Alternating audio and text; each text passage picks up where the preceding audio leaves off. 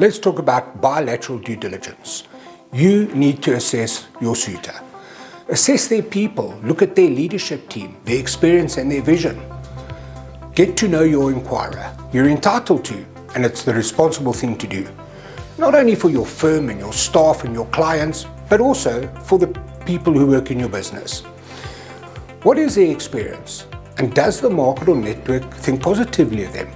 Get references, check their qualifications, check their business track records.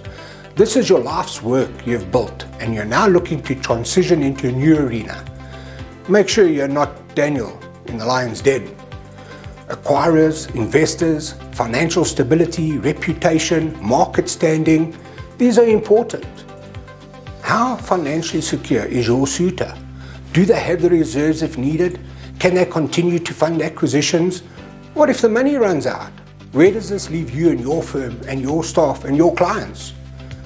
Will they do a quick hit and run, sell to the next investor for a profit? Will the money run out before the strategy is concluded? If you've swapped up shares, you could find yourself diluted as new capital is raised. Does your suitor understand capital allocation? Typically between working capital and investable capital used for acquisitions. Culture and strategy. Does their culture align with your FSP's values? Maybe your culture is going to be subsumed. You cannot spend enough time on this. Someone famous once said, culture eats strategy for breakfast.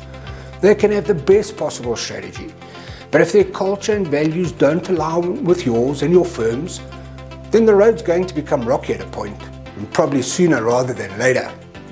In this instance, your culture will be subsumed by your acquirer.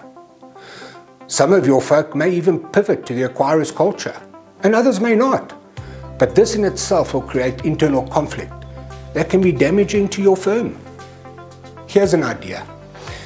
Don't just speak to the people who work there. Speak to the last 10 advisors who left the business, not just the current top advisors. This will give you a more balanced perspective of the culture within the organization. To measure culture truly, you need to talk to the folk who have endured it,